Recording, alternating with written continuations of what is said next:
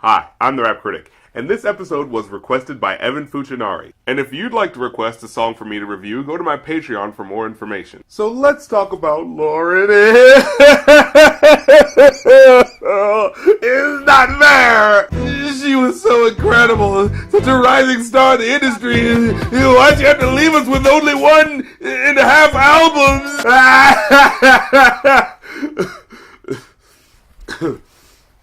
Cool. So, I've always been a fan of Lauryn Hill's music, from her basically being the star player on the Fugees albums, to her sporadic songs after her time in the spotlight that were introspective and experimental, but have only heard whispers of controversy about her actual life. And don't look up stuff about her life, it'll just make you sad. Well, sadder at the fact that we only got to have one. Instead, let's just focus on the music by looking at her biggest hit, That Thing. Don't forget about the dame. This is not the most the king, yo. Wait, what does that mean? The Sirat al-Mustaqim is an Arabic term for the Islamic concept of the straight path, or the way of life which makes God happy. Oh, okay, I totally get that for the song, which is all about calling out people for living their lives the wrong way. Feel real good, wave your hands in the air, and lick 2 shots in the atmosphere.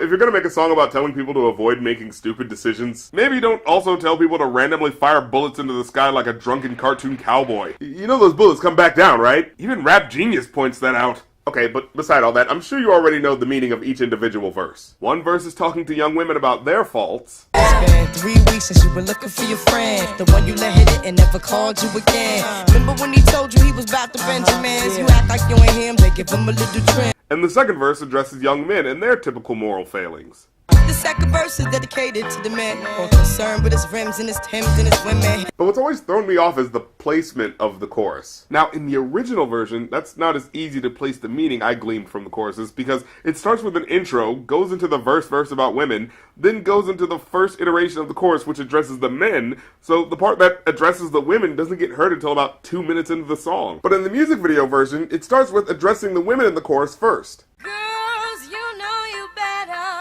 watch out. Some girls are only about that thing. But if you think about it, doesn't that structure seem backwards? Shouldn't the verse that starts with addressing supposed scandalous women be initially addressed to the boys? As if to say, hey boys, look out for these materialistic girls. Why does the verse that condemns women's behavior not get led into the chorus by addressing the boys, but instead is led into the chorus about girls looking out for scandalous guys and vice versa? Well, in this humble reviewer's opinion, I think it goes like this. When she's addressing the girls, she's specifically telling them that these attitudes you have that lead to the bad decisions you make facilitate a path in life which attracts people who will take advantage of you for material gain. She's warning the girls about the type of guys they'll attract through their actions. Young girls, if you use your body as your main attribute for why people should like you, you're going to attract people who won't love you and are only about that thing. Young boys, if you use your money as your main attribute for why people should like you, you're going to attract women who only like you for that thing. And that's why I like the video version better. The framing views her audience as not a perfect person who needs to be on the lookout for flawed people, but as an also flawed person who needs to correct their actions so as to not attract another flawed person with which the only outcome is a poison relationship. And plus when you give it up so easy, you ain't even fooling him. If you did it then you probably fuck again. Then baby girl, respect is just the minimum. Niggas fucked up and you still defending them. I have no analysis of these lines. I just realized I've never heard the uncensored version before. Seriously, you have to specifically look up the uncensored version to find it. It's not even on Spotify. Now, Lauryn is only human. Don't think I haven't been through the same predicament. Now, this I think is the line that really resonates with people. I think some, if not all of us, at some point in our adolescence go through a phase where we fall into, or at least strive to fulfill, the stereotypical expectations of gender roles, because we want to be accepted by the status quo. And as far as society has been set up so far, the simplest narrative, especially for young teenagers to understand, of how to get what you want is, if you're a girl, you show skin, and if you're a boy, you show cash. Here, she makes it clear that she's not a completely infallible being who has always had enlightenment, the point to which you will never reach. She says that she used to be just like you at one point, and she says that she's gotten out of it. In fact, I found a quote from her that said, I knew girls like Lil' Kim growing up. I might have even been one at a certain age. And there's a huge lack of self-esteem behind that thinking. I mean, when I was 14, I thought that if a guy didn't whistle at me, that meant I wasn't pretty. But either you mature past that or you get caught in the concept of, oh, I have to show some ass because that's the only way I can feel beautiful. Sex is cool, but it's only part of the story. Let it sit inside your head like a million women in Philly pen. It's silly when girls sell their souls because it's sin. Now, I had no idea that there was a women's march in Philadelphia, Pennsylvania the year before this song came out. I actually had to look that up.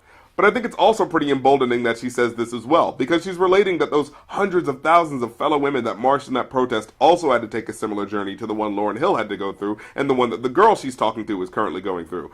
So here she's providing an even bigger framework of women who also weren't perfectly enlightened from birth, but as well had to go through the mental developing journey of womanhood to understand the limits that society has put on them. Look at where you be in. Hair weaves like Europeans, fake nails done by Koreans. Come again.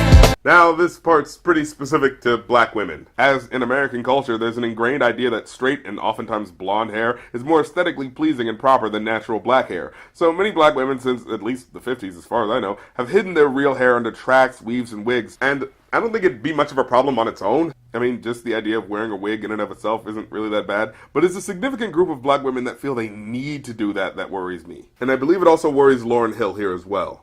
That aesthetic rejection of natural hair in the wake of centuries upon centuries of whiteness as the standard of beauty has no doubt manifested itself into black American standards, and convinced black women and men that conforming to certain superficial standards of beauty makes a black woman more attractive, or at the very least, acceptable by the typical interpretation of cultural norms. And Ain't you dating some white bitch? Thank you, Jess. And then we get to her verse about guys, and she has quite the lyric in this one. Him and this man come in the club like hooligans. Don't care who they you fan, Papa Yang. Like you got Yang. Let's stop. I've never appreciated how good this lyric was until I had to analyze it just recently. And I absolutely love how she uses slang to allude to bigger points. See, popping yang is slang for basically mindless chatter, and the sarcastic phrase that follows, the, oh yeah, you're talking all this noise like you've really got money, substitutes the typical word we'd hear for cash with the word yen, which is Japanese currency. But with that substitution word, there's another meaning in her statement. As we know, the yin and yang symbol connotes the idea of opposite but balanced forces, in this instance representing having the balance of one's life in check. But she's saying you don't really have all that money that you claim, and saying that you also don't really have stability in your life, which, bragging about having money is supposed to make people think that you have control. Not only over finances, but I think we sometimes implicitly assume that if someone has money, that they're at peace, that they have mental stability as well as financial stability. But that's not a given, especially if you're living the way Lauryn Hill is describing. Now, of course, Lauryn Hill is a lot harsher to guys than she is to girls about this stuff. Need to take care of their 3 and 4 kids. Been the face in court case when the child support's late. Money taking, heartbreaking, now you wonder why women hate men. The punk domestic violence men, the quick to and them stop acting like boys and be men. But I mean, let's be real. Men in hip-hop up to this point have had at least 2 solid decades of calling women out for being scandalous hoes, bitches, skeezers, and mentirosas. I think the guys can take the harder critiques. But at the same time, she doesn't end it by dismissing them as worthless. She doesn't end her verse like, get out of here, asshole, no one wants you anymore, ha ha! She actually wants for those guys to also find balance in their lives. I mean, someone who absolutely doesn't care about you wouldn't end the verse by telling you that you can only succeed in life by looking inward and correcting your personal failings. How you gon' win when you ain't right within? How you gon' win when you ain't right within?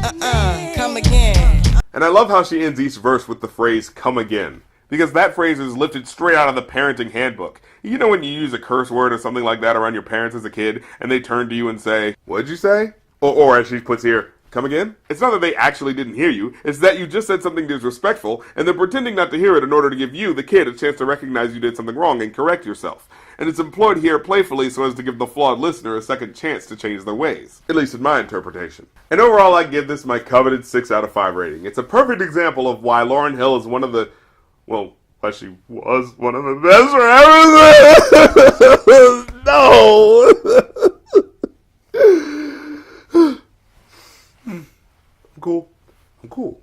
I'm cool. Lauryn Hill was a national treasure. She was able to not only maintain her artistic integrity over the course of her career, but through how well she sold, her albums showed that people of all colors and creeds were completely receptive to hearing the unfiltered mind of a relentless black woman that wasn't just deeply embedded in sexuality. Her music wasn't just good, it was popular and well rewarded by the music industry. Her success as an artist was proof that as a black woman in music, it may not be easy, but god damn it, it's possible. And for that, she deserves respect, especially for how she was able to filter that intellect and heart into one of her biggest hit songs. Well, I'm the Rap Critic. You don't have to like my opinion, but... Oh god, I can't keep it up! Lauryn Hill, come back! We need you!